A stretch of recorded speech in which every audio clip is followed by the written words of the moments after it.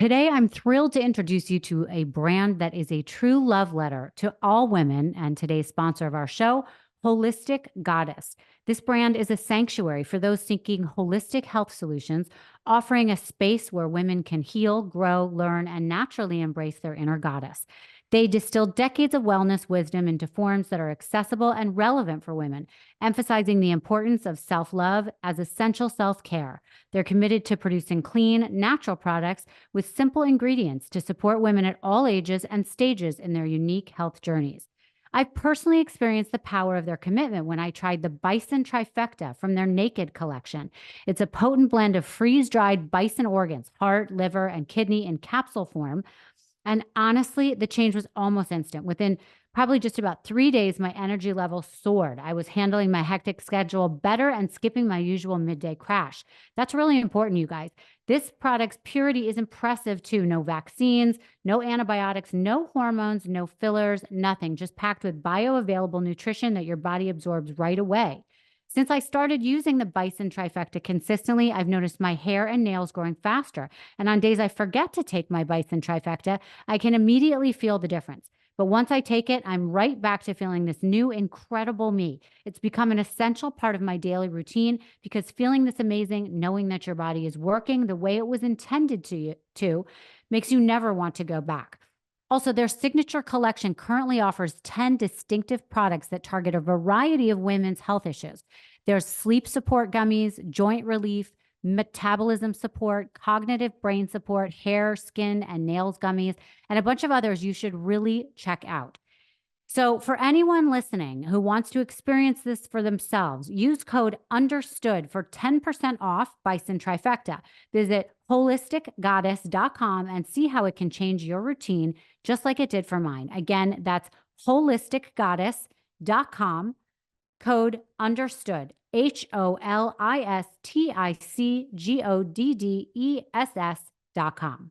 Welcome back to Misunderstood. I'm your host, Rachel Yucatel. So today's guest, Farrah Abraham, rose to fame on MTV's 16 and Pregnant and Teen Mom. And we've watched her grow into an entrepreneur and reality show mainstay and more over the years. So I'm sure that you guys all know her name. If you don't, I'm going to tell you a little bit about her. Her tumultuous personal life, including her struggles as a young mother, strained relationships with family members, and ventures in the adult entertainment industry, garnered significant attention from viewers and media outlets alike. But despite facing some controversy along the way, Farrah transformed her notoriety into a multifaceted career.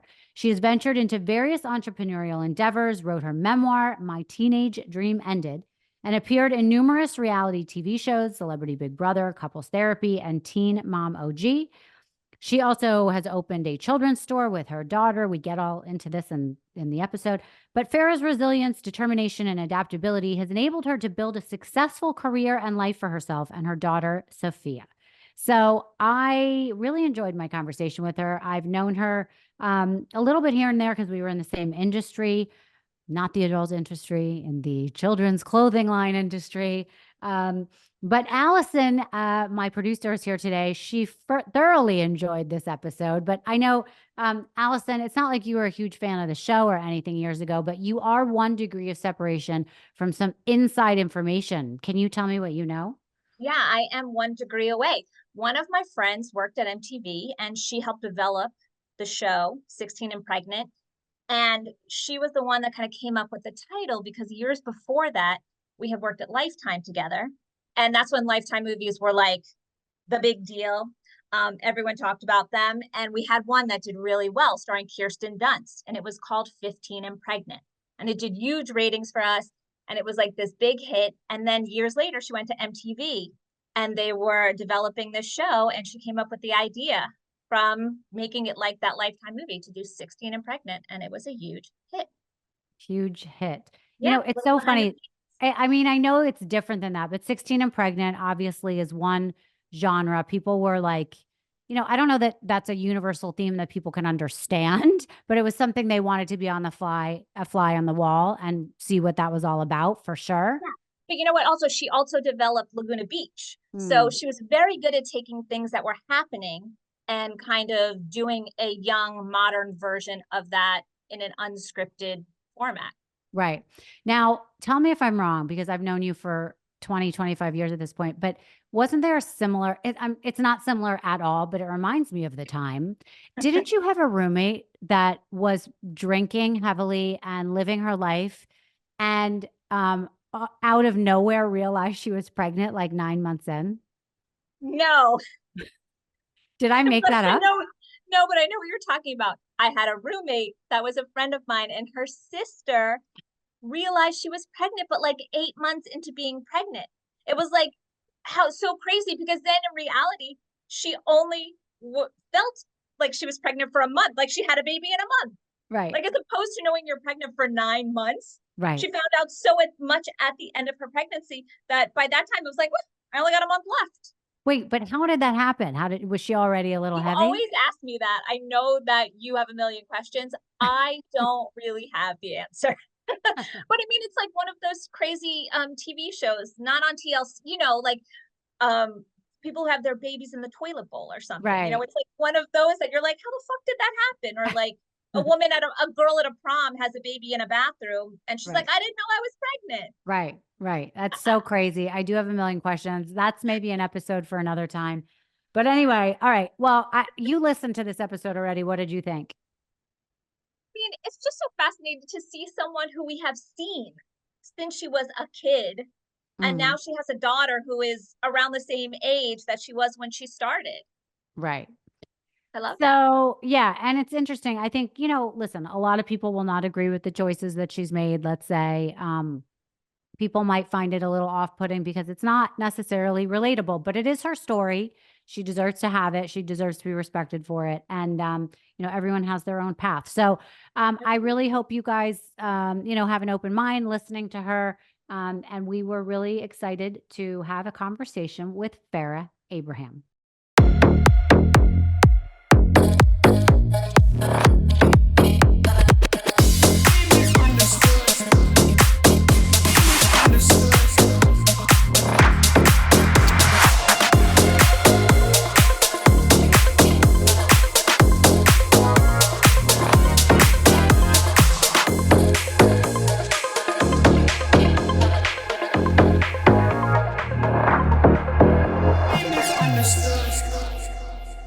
Farrah, thank you so much for joining me today. It's been so long. We were just talking about the fact that we were trying to figure out where we met before, and it was because both you and I had children's stores very long time ago for our children. Mine was Wyatt Lily, named after my daughter, and yours was named after your daughter, right? Yes, Sophia Loren. So moms were coming back together full circle. It's so good to see you. I'm so grateful to be here. Yes, I'm so grateful that you decided to join us too, because I know you are constantly in the news, and I feel like you're somebody who is misunderstood. You do a good job of staying in tune with what you want to be doing and having conversations with people to set the record straight. I think, but I really wanted to have you on because I think I was saying to somebody the other day, I don't think you get enough credit for the fact that you have been on TV more than most reality stars, doing so many different shows, living your life in front of the camera. Your daughter was born on the camera. And so, you're an enigma, you're a very interesting person that I don't know that people fully understand who you are. So I wanted to have a conversation with you today. Yes, what a perfect place. I'm just so happy we could get together and yeah, let's dive in. Right. So the first thing I do want to ask you about, because it was in the news recently, I know that a couple of years ago you claimed you were sexually assaulted by someone here in Palm Beach, right? Is where you met this guy, even though he was a former mayor in California. And there were some issues with them getting enough evidence, not just from you, but from a number of the people that were accusing him. I just want to kind of get that out of the way. How do you feel about that? And what is the status of all that?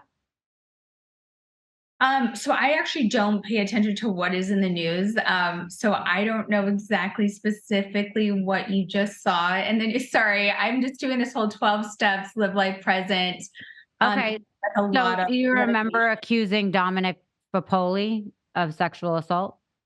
So I was sexually assaulted by that person. So Yes. Right. yeah. Okay. So, and then I don't know if you saw, because maybe you didn't see, but they decided to drop the case because there wasn't not because they were dropping the case because of you guys, but there just wasn't enough evidence. So the case is now closed, I guess. So I believe you're talking about criminal investigation. So criminal investigations, they can open, they can close, like P. Diddy's just opened himself. And just because someone opens up a criminal investigation, that does not mean they're going to be charged. So I've been criminally investigated. I think more so for rape victims specifically who would hear this and who probably have had a lot of turmoil, trauma around that situation. I think what's most important for everyone, I'm just grateful that they could use me to come forward, to have 11 other women come forward, have an open investigation already open without even me knowing about it. And I was just brought into that because I did what was right and coming forward and speaking my truth.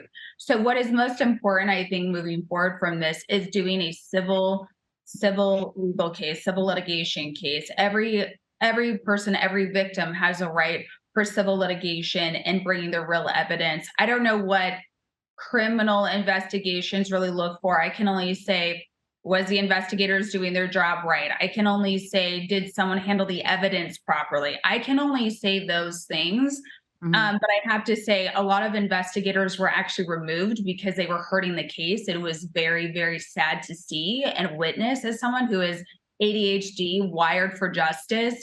And I think maybe we need more ADA compliance in our criminal investigations because there's a lot of illegal things going on in our criminal justice systems that I've been witnessing. And it's really sad. It's really sad. I've gone through a lot of criminal things, being in the public eye, going through that again on my own terms with some other situation. So for rape victims specifically, it is Sexual Assault Awareness Month. It is April. And I just want to say to all the rape victims out there, live strong, live fiercely. Like my rape victim therapist told me, the best thing I could have ever done for me was just coming forward and reporting it. And the rest is out of my hands. Like I've done what is right for me. So I can't control investigators screwing investigations up. I can't go fire or remove people, but a lot of people have already been removed. And I think every time, like we see on Netflix, our favorite criminal investigator shows, to everyone who loves watching crime shows, we see a lot of investigators who get removed. We see a lot of things start happening in a criminal investigation that never really helps the criminal investigation do its justice. So I think, again, I think our criminal investigators, I think our deputies, I think everyone who is in charge there, but could it have been done better probably for the whole group of people who probably will get sexually assaulted further because we have a criminal out? Like, hey, if there's other women that I met who were like, I got raped 11 years ago by this guy, and if they would have put him away, Farrah Abraham would have never gotten raped. Wow, I think those women who came before me that I didn't even know, but by me doing the right thing, I got to learn a lot about this criminal investigative, criminal judicial system that really needs to get better. But I think all the other decades, hundreds of years of women coming forward and saying, I was raped. And most of the time we have this huge criminal investigation. Someone gets a SWAT team out, someone gets all their stuff taken away, like P. Diddy, like the rapist here in my case. And then they let it go. And then eventually they rape more people, they hurt more people. It's really sad to see as a mom. I want to protect my daughter. I want to protect other people's daughters, moms, grandmas. And so, yeah, I'm really sad about that, hearing that. And I do know that there's a press conference this week regards to that. But that's all I can say in light of women stand strong, victims of sexual assault, men and women, kids, children, grandparents who have been assaulted. Stand strong in your own civil case, and you will have more justice for yourself than a criminal justice predicament that has a million hands in a pot, and it gets very messy. Yeah, it's actually interesting what you're saying because I think so many people get wrapped up in the legalese of the whole thing as opposed to doing what is good for them. And you're right. I mean, the fact that you got to be part of that and report it and do what was right for you, open the door for other women, feel this bond. I know the guy has been removed and he lives in Italy now. So, at least for the time being. So, he is not here to hurt anyone else here. So, Anyways, I'm actually not gonna agree with that statement. So he is definitely in America. He is definitely probably sexually assaulting other women everywhere else. He was using wine to rape women. So I just want to say, if there's a war on women out there with alcohol, wine, wineries, I would highly be on a lookout. He was removed from the government institutions. He is still being investigated. It's like racketeering, basically, when you're using a government position, sexual assaulting people. It's also like, what's it called? Sex trafficking in a different way when we look at those things. So yeah, I would highly say when there's a sexual predator out there, also connected with murders, you definitely have to be aware of criminals everywhere. No one is safe. And I'm going to just go on that note. I'm not going to ever say to anyone, you're not safe, because I wish I could have said the same thing with a rapist and a serial predator out there, but that is not safe. Okay. Okay. All right, let's move on from that. So Okay, thank you. you started out by saying you're on a 12-step mission right now, or a course. Will you explain that, of being more present? Talk about what you mean by that. Yeah, I would love to. I happen to be in my office. Here is the 12-step principles right here. They're for everyone, kids, everyone. And it's really about honesty, surrender, belief, faith, commitment. I'm just reading it off the top here: courage, diligence, truth, integrity, acceptance, growth, humility, brotherly love, justice, forgiveness, perseverance, vigilance, longing and need, gratitude, and serenity. So that is what I am living fiercely with. And that's what helps me get through these criminal battles, what helps me get through a lot of injustices. And I'm not going to seek substances or other things like I used to, for all these 12 principles that have helped me flourish through a lot of court proceedings. So I am just so happy that I can be in this place right now. So are you completely sober at the moment? Is that something that you're? Oh yes, I'm a sober queen. And I just was on a vacation and I saw a lot of moms, having alcohol at 8 a.m. in the morning. And I want to just say, I used to be not knowing how to deal with all the stressors. I used to be like, how can I deal with family? How can I deal with all this stuff? It's so heavy. I don't know what to do. And I really found my happiness when I got to go to a trauma center after being assaulted and spending 28 days there with the world shut off, work shut off, social media shut off, not worrying about work. And I got to see, where we gaslight people, our highest forms of manipulation, what I was allowing, what I don't need anymore. So these 12-step principles are such a core of, hey, let me get back to the good stuff and let me stay there. Right. Well, that is a really good place to be. I think it's really hard to get there for a lot of people. I Let's believe talk about. everyone can. Yes. No, I do agree. I do agree, but it takes some work. So I want to, obviously most people know you from your childhood and from being on these shows that we remember way back when. So Yeah, I just 16 want and to, pregnant, teen yes, mom, big yeah. So brother. I want to go back for a second and just talk about, how did you even get cast? Like, who were you before you became the Farrah that we know? Yeah, so I was Farrah Abraham from Council Bluffs, Iowa, Omaha, Nebraska, right there. There's those tri-cities around there, Midwest. And I was in a modeling and acting kind of course for 6 months, and I became pregnant during that. And my coach, who I just said, hey, this unfortunate situation, everyone around me acts like I'm an embarrassment. I've ruined my life, even though I was religiously taking birth control, hormonal birth control. And I became pregnant. So my coach was like, hey, there are castings. Let me help you find castings for this. It's going to be okay. And she was kind of the light in all the dark, of fixed thinking. And she just had like this total positive vibe. And so there was 3 opportunities, and one was MTV's 16 and Pregnant casting. So I applied to it. I said, this is my situation, these are my beliefs. And the reason why, if anyone got to see our 16 and Pregnant casting tapes, the reason why the people got chosen or casted is because they believed that they could overcome any challenge and still rise above and be a great parent. And that is why I was casted. And still to this day, in any situation, I believe that I can rise above any challenge and I can still be my best person and I can still succeed. So I really think that is what sets apart anyone and makes a star. Are you yearning for your summer body glow? Me too. And in the meantime, try Oak Essentials. I'm so excited to share my new favorite skincare brand with you, you guys. Oak Essentials was founded in 2021 by the same team behind Jenny Kane, which we also love. They're known for their simple approach to self care with foundational skincare staples that are high quality, luxurious products that really work, especially if you're trying to achieve that natural, no makeup look. And now is the perfect time to do a little spring cleaning. Get yourself some new products. You deserve it. Or with Mother's Day right around the corner, Oak Essentials is also the perfect gift.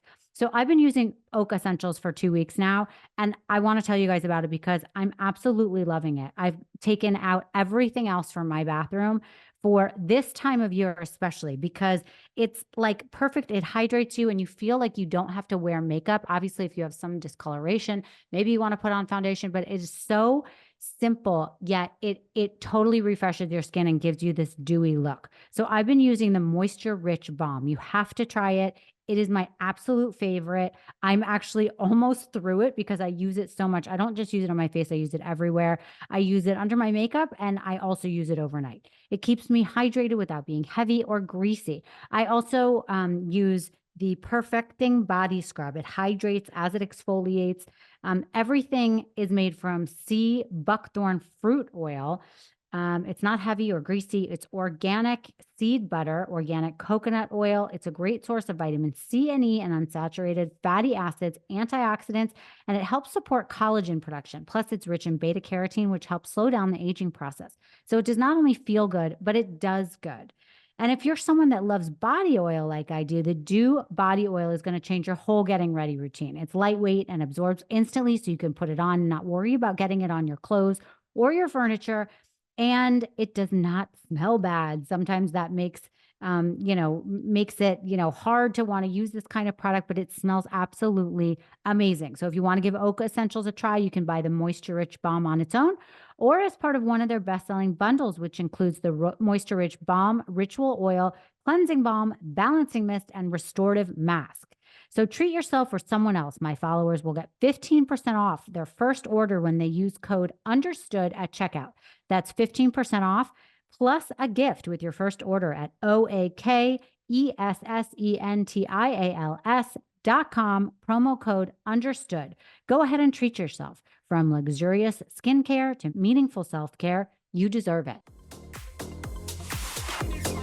So just let's stay on that for 1 second, though, about you being 16 and pregnant, because first of all, I think we all remember how we were when we were younger. I think 16-year-olds now are much more mature than when I was. And I'm not sure about when you were, but, we were kids, like we were idiots, And so I can't imagine what would happen if I got pregnant. And my family definitely would not support me. My friends, I would just get tossed out of anything. At that point, I had been sent to boarding school. So my life was totally different than yours. But explain to me, in your town, within your family, was this something like that you had seen before? Were your parents young parents? Like, explain if this was completely out of the blue and it was something so taboo, or if it was something that wasn't that. I know you said it was a little embarrassing for everybody or whatever the word was you used, but just explain the mentality of everyone around you when you had to say you were pregnant. So I think that's a great point. The mentality of everyone around me when I was 16 and pregnant was shame, reject, blame. That's the mentality of when you hear someone is a teen who is pregnant. I've had my mom threaten to kick me out if I ever got pregnant. It was definitely the last thing on my mind to get pregnant, especially when I'm told, as a woman, as a teen, to be responsible, religiously take birth control. Well, what happens when, as we know, I'm just saying, I just got done with a TED talk on this topic of who I was and what we're raised around in our mentalities. And it's always send a girl off to boarding school. She gets kicked out of Catholic school, like my other friends that I wrote in my New York Times bestselling book, My Teenage Dream Ended. She got kicked out of school, but yet the baby daddy got to stay in Catholic school. And I just want to focus on this. We live in a country that science isn't working, our contraception isn't working. We blame the young female who is not taught relationship attachment styles. We blame someone who does not know science because we haven't educated them in our public educational systems or private or whatever, how much ever you pay for school or how much you don't pay.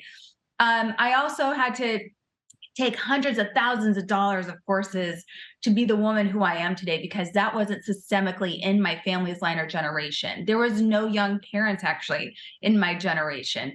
So when I say I see our contraception, our sexual health, our education programs failing from grade school, right? You have grade school kids talking about sex.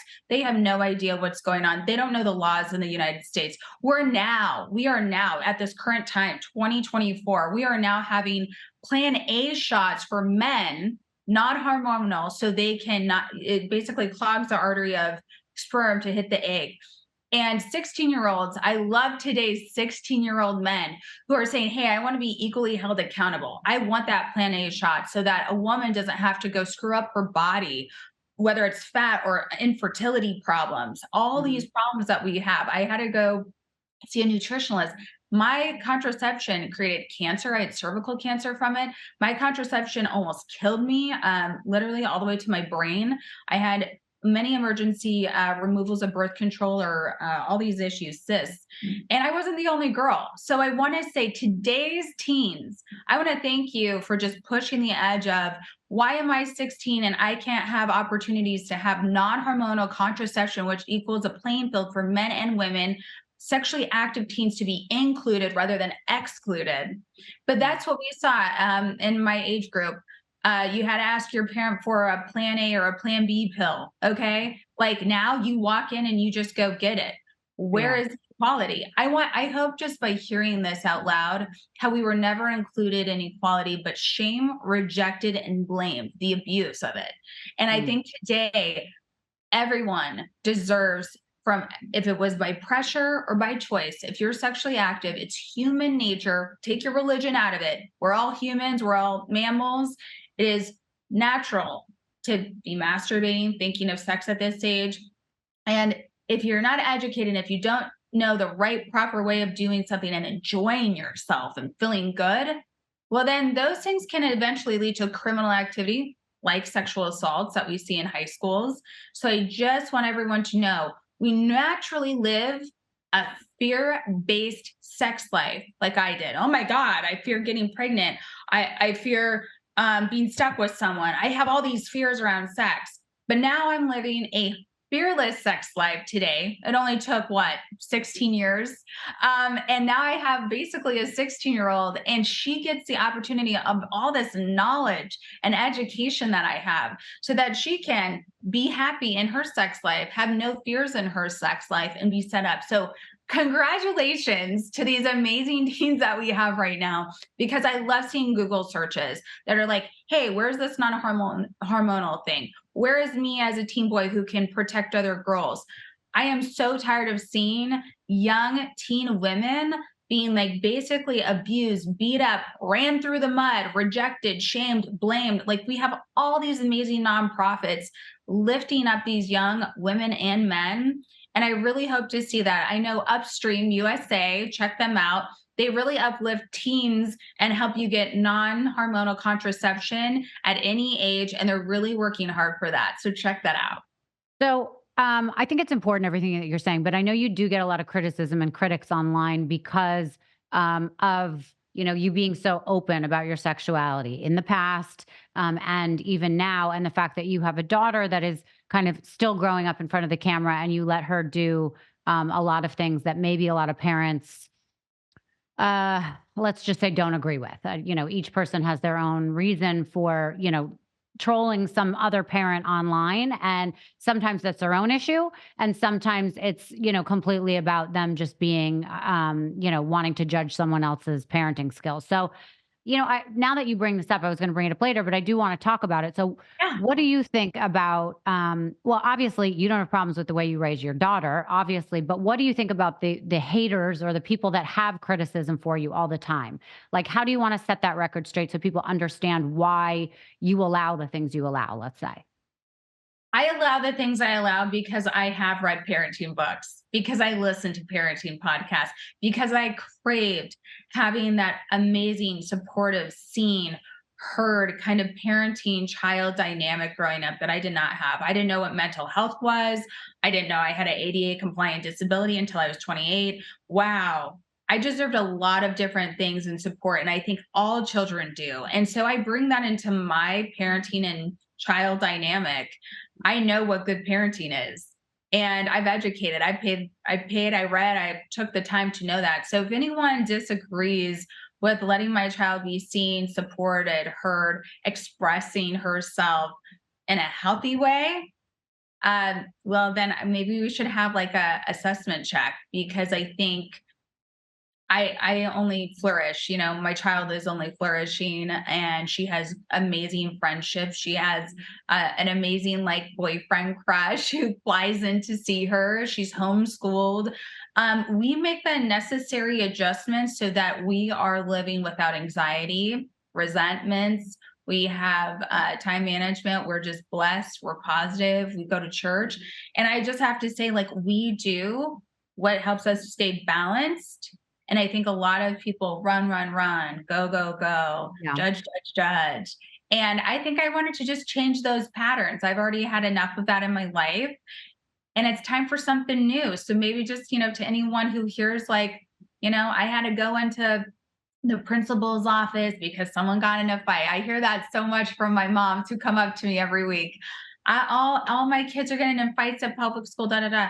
I took that away from my family and my parenting dynamic so she could be happy. And so do whatever you need to do that's best for you. But I know this is what's calm. This is what's flourishing. This is what's helping us be happy.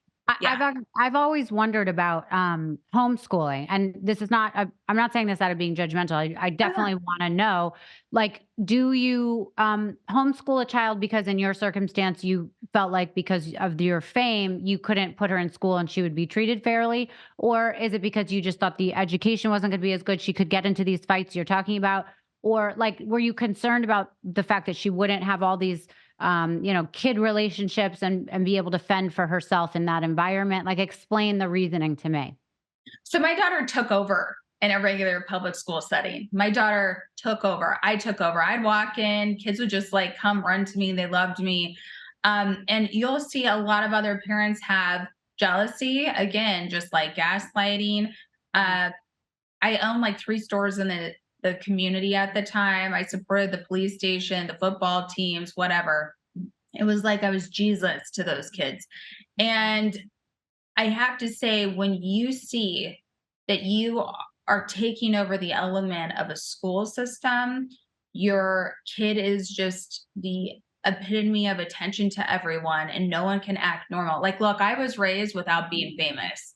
And I had lots of people saying to me, "You're going to be famous," growing up. I had all the attention growing up still, and I still wasn't on TV.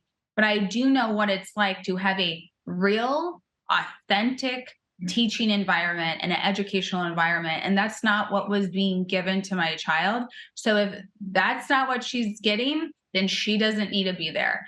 And I think that's why I chose online schooling for me, or at home schooling for me. Again, she has lots of at home schooling friends. Her boyfriend's online schooled, at home schooled. And I have to say, his mom, has her reasons as well. She had 4 other kids in public school, and she was like, this is what's best for this child. So everybody has their own story of why they do online at home schooling, just like I have my reasons for doing online at home, my master's program I'm in right now. So whatever works for your child, please do what's best for them and listen to them, because it makes a world of difference. So we talked about the fact that you've, especially your childhood, most of your teen years were spent on camera. Do you have any regrets about that? Or do you love the fact that, you have all of this treasured, that you can look back and look at? I don't regret anything that's happened to me in my life, even my worst days to my happiest moments. So I know whatever's a part of my journey is meant to be there. So I was, there's a whole lot of surprises that happen in your 20s. 20s is a rough spot for anyone. And I think we can help this next generation to, learn more in their teens to avoid some of those ups and downs in their 20s. There was a whole talk about reality reckoning a few months ago, and it's kind of fizzling out right now. But I'm just curious if you felt like they maybe not forced you guys to do things, but did they kind of push you guys in a direction to be more dramatic? Or was there, did you feel like what you were seeing on camera was exactly what was happening in real life? There's so many different kinds of reality television shows. So I do want to just say that up front. Reality is not created equal. And I think we all have to just pay attention to something, because I do have a entertainment degree now. I did have a very, conflicted outlook of reality television. It wouldn't be the girl you're speaking to today. Mm, And in 2019, when I got my entertainment business degree and I got wrongfully fired from my television show for the third time, I believe, I really wanted to know what is right, what is wrong, where's the real teaching of values and authentically doing something in reality television. And I got that from that degree. I got to see what authentic reality television should be, should conduct itself like, should have like professional demeanors, all those things. I got that. mhm. Did I receive that in my environment at all? Being casted at 16 and being in something through my mid 20s, I would say not. I would definitely say not. But I want to just remind everyone, we were typecasted because other people who do know what do know psychology, mental health, they're giving us psychological evaluations, even when I don't know myself. Mhm. Those people are older. They know how to find an undereducated Midwest or middle of nowhere family who believes in, like, we're going to shame, blame, and reject our teen child. We haven't even set them up to be successful. They don't know about finances. They don't know like contraception laws and restrictions, but we know how to take every accountability off of us and blame our child. You best believe someone knows how to find that in casting. Same way for like Jersey Shore. We know how to typecast someone who came from alcoholic substance abuse backgrounds. And we know how to show this on a Jersey Shore where we let them drink and, enable just all of those behaviors that will actually lead to not a successful life.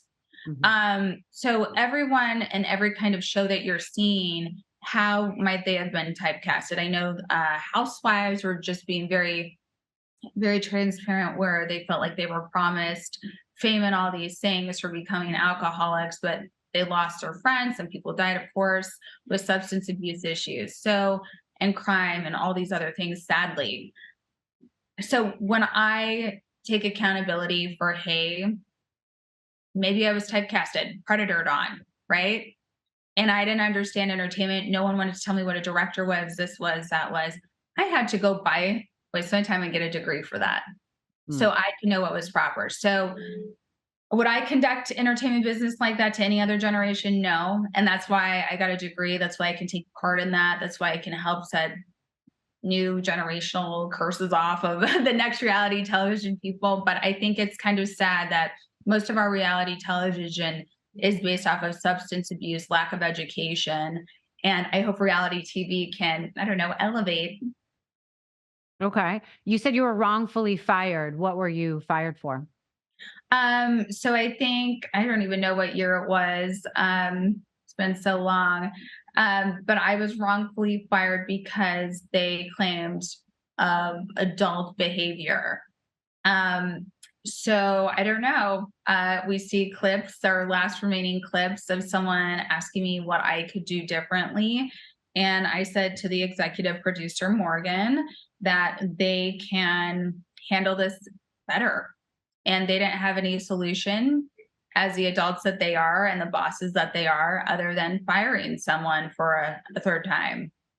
Are you? So I'm confused though. Are you talking about the fact that you were starring in adult entertainment and they didn't like that? Is that what you mean by that? So no, this is because I was doing a celebrity promotion Oh. on a adult website and just hosting a live. They were kicking off their company, their business. Like I work with thousands of brands, promotions, businesses, adult or for everyone, companies. And so they just wanted to restrict that after a contract was signed.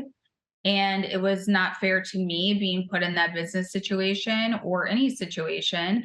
And so I had to move forward with what was contracted. And they ended up paying a price for wrongfully firing someone. Right. Okay. What was your best and worst experience in reality TV? You've done a number of them, not just, the 16 and pregnant and the teen mom. Wow. I would say my best experience for reality television, anyway, my best experience was on Celebrity Big Brother, and that was at the UK versus USA. I don't know, it was titled UK versus USA that year. And you had all of the biggest stars from America with me. And we had some huge stars for UK. And the reason why I say that was the best experience for me, because that was the height of manipulation. So I can Mm. understand how manipulated I had been in reality TV, because the Farrah now would not act out of just reaction. I'm like a Farrah now who's like, wow, I know how to process. I have the words. I'm not just focused on regrets. I'm focused on what is the learning lesson. So I love that I could see that. When I came back to America from that, I was just, my eyes were opened and I just felt very strong from that. So I love that. Who were some of the cast members from America you had with you? There's Daniel Baldwin, Fat Man Scoop the Rapper. We had Jenna Jameson, and I don't know any. I forgot the others right now, but there was Was some. that the one that Janice Dickinson was on with you? Oh, Janice Dickinson was on there. Yes, yeah. Yeah. I remember there was some drama there. I also was on Celebrity Rehab and Janice was my roommate. Oh Uh, wow. yeah. So there was a point in the show where I actually leave for 24 hours because of an altercation I had with Janice. So I know Janice very well. Yeah, How yeah. was God your bless her. interaction with her? I mean, I just had fun, you know. Some people have their limits.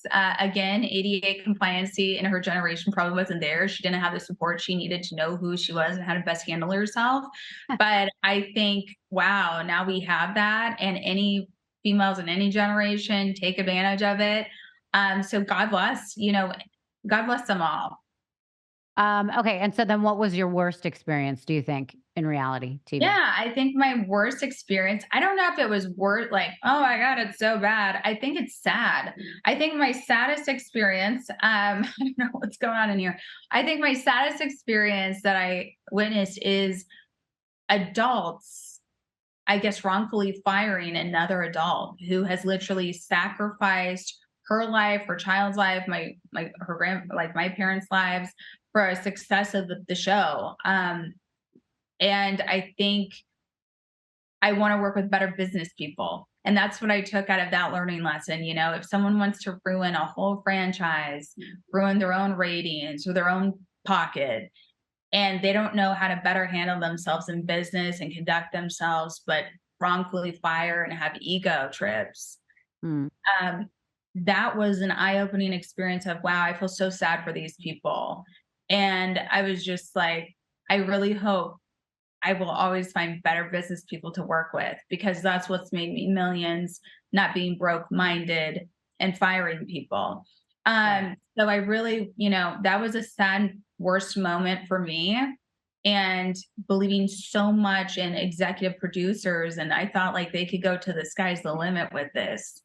And then they just self-sabotage themselves and everyone else. And that was a learning curve. So that was the worst day.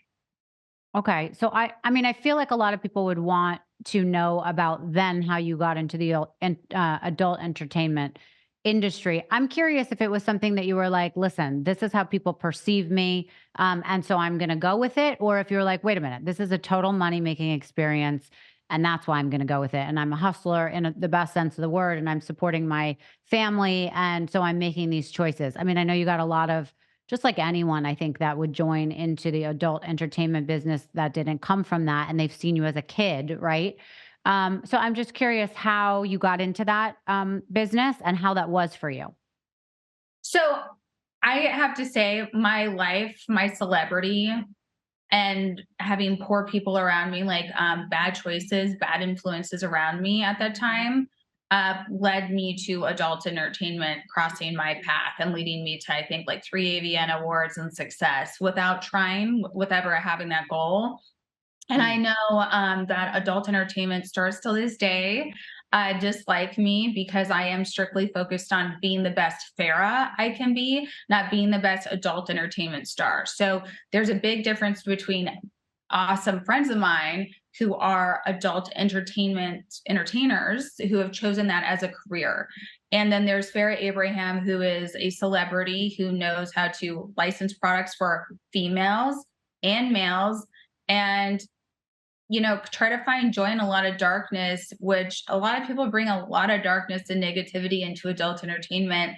And honestly, I just didn't want to own that in my story of being an adult woman, having, living my own sex life fearlessly because I deserve that. And I had to go to like a sex trauma therapist because there was so much hatred and darkness around sexuality. And I think that's very important for others to hear in my story of learning that you can be yourself, you can be a star, and there will always be bad people attracted to you. Till this day, I still have, right now, 2024, I have other people suing me just because I'm a star.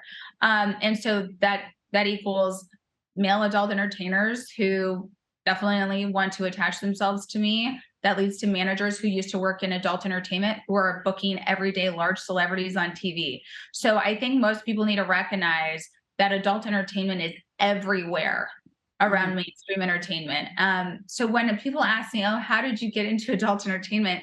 I always have to just acknowledge that a lot of people do not understand that there's adult entertainment, film crew, managers, everyone else around regular stars every day.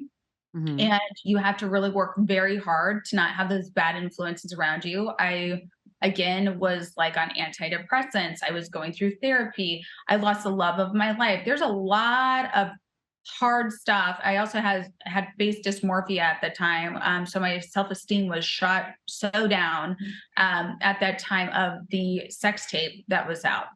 And whatever was released past whatever, I gave up the majority of just controlling that because I actually had like a mental breakdown. So Vivid is the sole controller of those things. And I think for not knowing business, not knowing any of that, not wanting any of that, that's how I handled something. And I'm not saying that's the best way to handle anything in business. Would I handle that differently today? Of course. Okay. That's an interesting answer. I didn't expect that actually. So I'm glad to hear that from you. Would Yeah. you be doing another adult film in the future, do you think? No, I mean, I have my own personal, sex tapes. I enjoy being fearless in my sex life. And I actually hope to encourage everyone else. You be fearless in your sex life. You don't shame yourselves. You love yourself. You love your body. And you have the best relationships ever because you deserve it. So I am so blessed to be sexually happy today, sexually empowered, and know who I am. So I just, there's no shame in your sex game. No. Okay. Okay. You're a single parent, obviously. What are you most proud of when it comes to your relationship with Sophia? Yes. What am I most proud of in my parenting journey? Wow. I am so proud of my daughter recently for turning 15 and just knowing all about relationship styles, attachment styles, health as well. The education on that is everything. I'm proud of her for being her own independent self and driving her success and leading her own path right now. And also financially understanding finances and growing that for herself. So there is so much I am grateful for, from all the littlest moments of just being tired and like trying to be breastfeeding when she was first born, to the moments now where we get to go out and just totally have peace and have good times.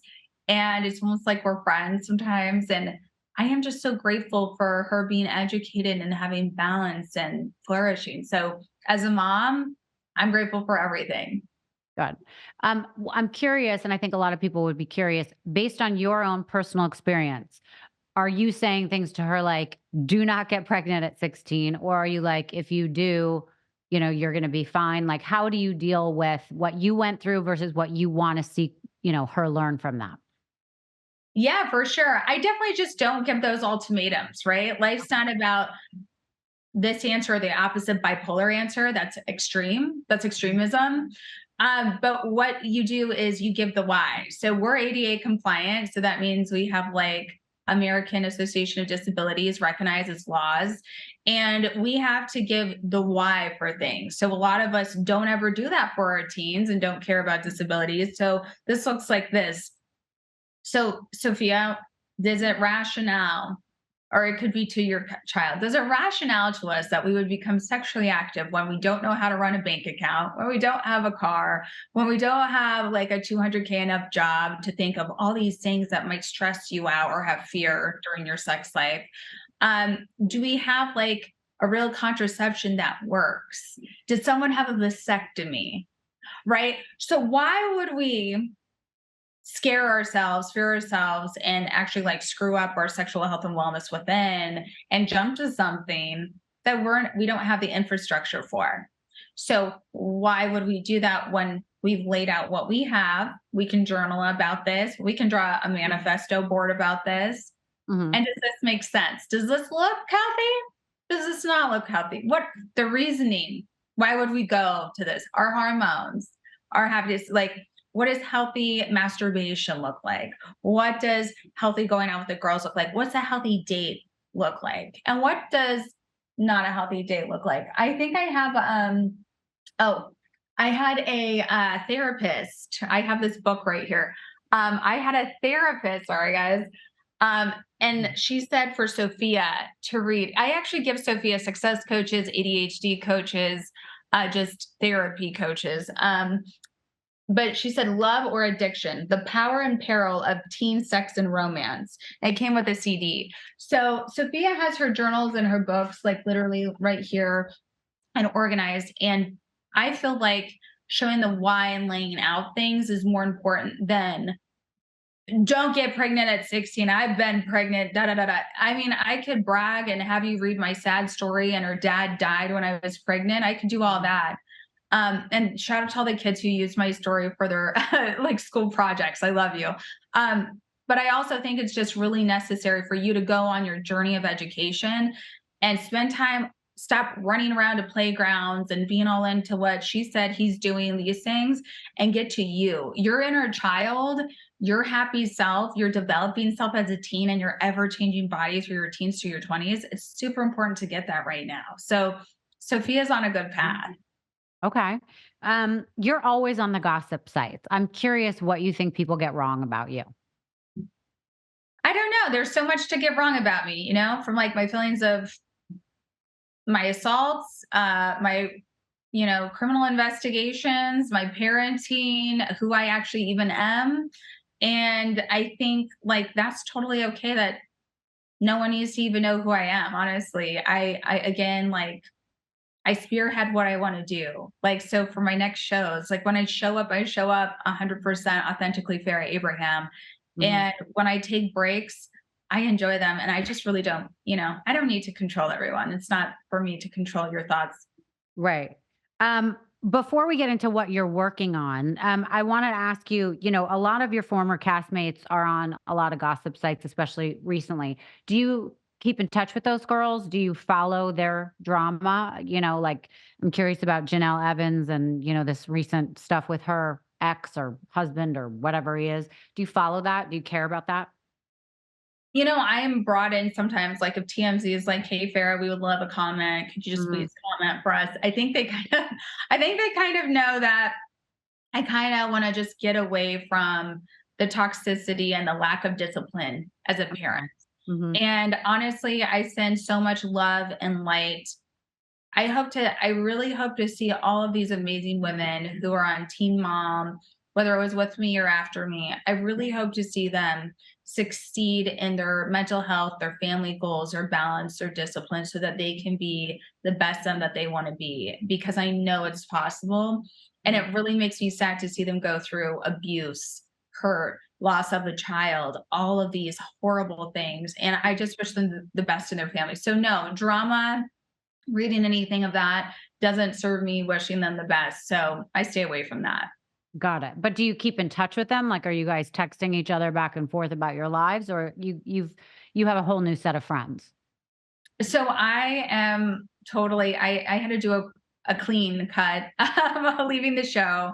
And I also, leaving my trauma program, they also cut out a lot of people. So I actually haven't talked to my parents in 2 years from leaving the trauma center. So I am doing what is best for my psychotherapist's guidance and everybody else who's living by the 12 steps. So I am going very hard and fearless with that. And again, I just send my love and light to people. It's out of just being healthy and balanced. So yes. I understand that. So who would you say is someone that you can lean on then if you're not talking to your parents, and you've really cleaned house? Is there a person that is in your life right now that you feel like you're closest to? This might sound just totally bizarre to you, but I lean on my higher power, which is God, Jesus. I love that. That is all that I need in life. A lot of people think that's scary, not a safe place. They only believe in themselves. But I've actually seen just with others at the trauma center that nothing else works. So I know what works. I know what's been helping me just increase profits, increase friends, increase good people, happiness for my child. I'm in a loving and amazing relationship with a man that I've probably dreamed of having for over a decade. And I am just very thrilled to see that it actually works. So that's who I have a relationship with. How have you been religious your whole life, or is this something you found during this trauma work? So I think I've been spiritual my whole life. I actually was so uneducated. I didn't know the difference between religion and spirituality when I went into the center. It was very convoluted and confusing growing up. If anyone watched my journey, you saw, my mom hit me and called me Antichrist often and 16 and pregnant and teen mom. So I just know like when you are raised with a mother who has some God complex, it really rips you away from like being connected to a higher power like a God. And so in spite of all of that negativity, I figured out what that was and I became closer to that, and I love that so much. Wow. Are your parents close to Sophia, or they don't speak to her either? Sophia's decided to not speak to many of her grandparents, not only mine, but her dad's. And she does have a great relationship that she wants still to be open with her grandfather on her dad's side. So that's great. Okay. What 5 words would you use to describe yourself in helping people understand who you are? Huh. Um, I almost feel like just looking on the 12 steps because that's my image of who I am. Good. So, Whatever you think. I guess 5 words. I mean, um, there's a lot of words I've heard. I don't know, but I think I would say 5 words that describe me. I really have gratitude. So I have a lot of gratefulness. I would say humility because I love serving people and being with people. Courage, disciplined. Um, and I just really like to remind myself of surrender to whatever's going on and not, like I don't need to control it. So I don't know if those 5 words work, but that's what I would grab right now. Right. It's interesting listening to you because a lot of people, I would say, if they got pregnant in their teen years, that would derail them. But I think something that's apparent with you is that you've taken every opportunity to the course may have changed, but you've tried to become your best version of yourself in each path you took. And correct me if I'm wrong. So I don't know if you personally feel like there have been things that have derailed you, or if you feel like they've just been opportunities to prove yourself or to learn something new and be the best at that path. What do you think about that? Yeah, I love that. I would definitely say the universe is always going to send a test. Like, are you going to succumb to mediocrity? Are you going to have only these friends? Are you going to want to fit into this? Will you agree to only be paid this price, right, for something and work?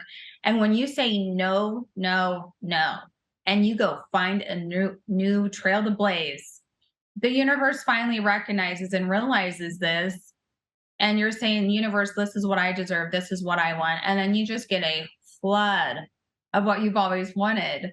And I think course correcting yourself like that is so beautiful, so strong, and nothing's going to get in your way. Mhm. All right, talk about your relationship a little bit because I know you just mentioned it. And also, I saw that there were some people that talked about a recent post you made about getting your boyfriend a vasectomy. So, can you clear up a couple rumors? First of all, did you meet him on OnlyFans? Yeah, so I have my celebrity OnlyFans, and Mhm. I hopefully try to keep that as positive as possible. And I ended up meeting an amazing man. I did this course called Finding the Guardian of Your Soul. And it really shows you just kind of like a protocol for dating, no matter where you're dating.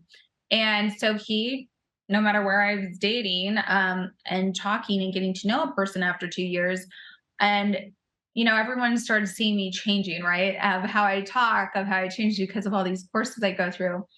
And so he asked to fly in and go on a date. And I happened to be open for a date then. And so we have literally, we were laughing because today is an eclipse day. And we initially met on like in person, an eclipse day. And so we kind of just love this whole eclipse thing. But, anyways, so he is doing very well, and he is just elevating our relationship together, and elevating me as a person in a wonderful relationship. Do And you so it's guys live in the same city now? You said that he had to fly in. so yeah, he did fly in. He was not living here, so he has other homes and other properties in different states and areas. But he also has a home in Austin where I'm at, and Okay. so yeah. So ladies, there's no restriction of where you live or what country or this or that. I'll tell you that. Got it. There are good men out there. And there are men who want to seriously grow a relationship with you. He buys me relationship books that we read together, and we're always just making each other better. And I think I've always yearned for that and deserve that. And you've kept his identity private. Do you think you'll ever, put him on your Instagram where people can see who he is? We signed NDAs, and we have kind of like a whole actual like a relationship contract that we update and amend often. And I think what I learned in my Guardian of Your Soul course with Lisa Shield is everything is best private. And they have tested me on this tried and true way. And all of my relationships that have ever been public were in ruin, were like ripped apart, men turned horrible, made stuff up, sold stories on the news. And I think for me, you can't keep doing the same patterns and thinking you're going to end up great. And so Mhm. this is a new pattern that definitely works. It works for other married couples who Yeah. are my mentors. So yeah, for now, I don't really think there's a need to have a person who is so successful as well be in the public eye and take on all the toxicity that tries to ruin my relationships. I'm just flourishing in the greatness. So yeah, no. And you said that, he was someone that you've been kind of dreaming up for the last decade. Can you just name some qualities that you like in him or that make it Uh, work? oh my gosh, yes, of course. And also we do a manifest journal and like a mood board and everything in this course. And I have to say, I continued my relationship journal, and I'm like, what's the best day ever when we write these things out? And like, we just like went to Grand Cayman Island and at the Ritz and like had this amazing experience that he surprised me with. And so when you just focus on all these great things, it just happens. But some of the things that my top five, it's called the Michelangelo effect, ladies, if you're journaling about this, and men, you should do it too. So your top five, I wanted someone who was done with their inner child work like I had done for my trauma center. I needed that. I needed someone who no longer had like mom or dad issues, trauma bonds because I worked through mine. I wanted someone who was independent in their own right, like I am. I wanted someone who was family friendly, maybe did not want kids of their own, but was open to like me, being so close to my child. Mhm. And I also wanted someone who had the freedom to work wherever they could. So that was like an equal with me. And there was another top five before this, and it was talking about self-esteem and this and that. But every year now I'm doing like a top five of my person and just elevating my boyfriend. So I have to say, ladies and gentlemen, wives, have a relationship journal, and I have other girlfriends who do this. I have this whole group that I met through this thing, and sky's the limit. It's beautiful. Well, it's interesting because your qualities are much different than most girls would put on it. Like some girls would put height or, status, like financial status that this guy has, or, location, So I think actually what you just said is really like opening up the spectrum of what people should be looking for in a partner, as opposed to these things that really limit who you're going to be with, and superficial things. Yeah, but Uh, you know what? You can still include those things. But I tell you, once you just have like a top five and a base, and you kind of have all these other things that you're dreaming up and writing down, it is crazy what is attracted. It is crazy what just comes at you. Like I'll be sitting at dinner alone, and there's a billionaire who just wants to sit with me, and I never put money down. mhm. And I just know, like, when you're attracting goodness and graciousness, like you attract better friends. You attract better. It's just been so amazing. Yeah, yeah. Okay, talk to me about your upcoming projects because I know you are like a renaissance woman. You always are doing new things in different spaces. So tell everybody like what you're working on. Okay, well, I can't give away 2 shows, but there Okay. are going to be some amazing 2 shows. One is competition, one is strictly about beauty. Everyone knows that I definitely believe in, aesthetics, plastic surgery, those things, upkeep, just health, wellness, and upkeep. And And are so these shows you're creating or are these shows that are in existence that you're going to these be? are shows that are in existence, Okay. some brand new seasons for America. And so those are the ones I'm most excited about. I do know that so many fans have been, I'm predicting you're going to be on Traders or something. oh, okay. I don't know what that one is, but What? I You think don't you'll know be what Traders excited. is? Oh Mm-mm. God, you got to I watch think it. I'll go watch it for sure. I love that. But a lot of people have been bringing up House of Villains for me. Oh, yeah. And oddly, that it just was not working out. But I have to say, there are better reality shows coming up, and I legally cannot say anything. But I also think, something that is on my profiles is like me, hopefully, like with all these legal things moving on. That's sad, but true. I just didn't feel like I was comfortable going on comedy tours or hosting anything when I knew like people could predator stalk me and kind of just show up with legal documents. And I think I've had to take that so seriously in my life journey right now. But when I think I look forward to the night when I'm finally like doing comedy stuff, whether it's a Farrah Abraham roast with all of your favorite stars and all the fun stuff. Like I really look forward to just joking around and having fun and making light of this amazing wild life of parenthood that I've been having. And so I can't wait to laugh with everyone in comedy. And again, like the legal situation that you brought up, some things are just progressing however they progress, and some things take time. And I just really wanted to allow that so I could have some peace and not be like upset. But yeah, and So I your, hope, so your yeah. comedy tour is on hold, is what you're saying. So I put a lot of things on hold just because I had people targeting me, not only for a sexual assault thing, but also because I was also viciously attacked. And so I needed to do that trauma work, and they asked a 2-year like leave of a lot of work so I could focus on clearing the slate. And it really is working out, and I'm just like excited to laugh and be strong again. So I can't wait. And I hope Sophia gets to come on comedy tours with me and we all get to enjoy and laugh together. So I think Yeah. that's probably like my biggest thing amongst like other scripted works that I've been working on in my portfolio. We have reality shows that are now, we have comedy stuff that hopefully is now. And Mhm. so it's just really cool. Right. So do you have an idea of a time frame when people, because I know that was something that people were like excited You to know see. what? I have to say, we recorded a show a year ago that I believe is so amazingly like this interview, but awesome, especially for like entertainment, women in entertainment. You get to see my childhood, how I was raised, what Yeah. happened. And that was on A&E. So I have to say, I would love to tell you dates, but I don't control certain things when I'm only talent. But for production standpoint, I would definitely say keep your eyes looped out for A&E. They have a beautiful, beautiful, strong show coming out that I was a part of. And then the other ones you will be hearing about, and they will have some of your biggest female stars on them. I'm so excited. Okay, great. Well, I'm excited for you. Tell people where they can find you now if they want to reach out to you, offer you business Yeah. deals, learn from you. Yeah, always check me out on farrahabraham.com. All the social medias, YouTube fun. If TikTok's still around, we have some fun TikToks always, and I like to have fun with everyone. But yeah, I'm really looking forward to these private, more subscription-based things. So it's more like good stuff only. So Yep. passes.com, or other people love using Patreon. So check us out. And we always like to post our dailies, have one-on-ones, go live with you.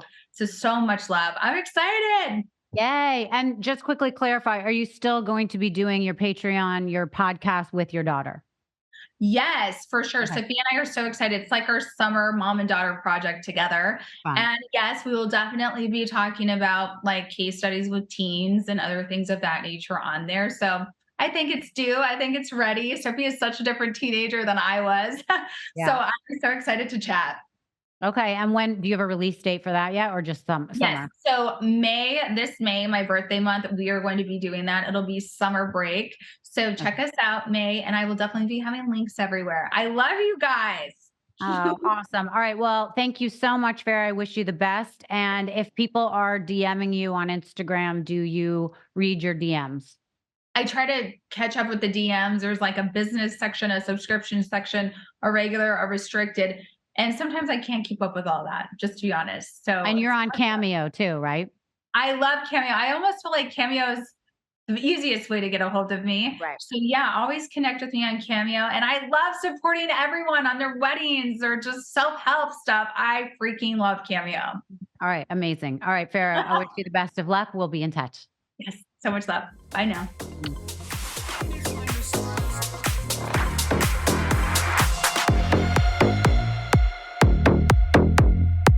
Thank you so much for listening to Misunderstood. I'm your host, Rachel Yucatel.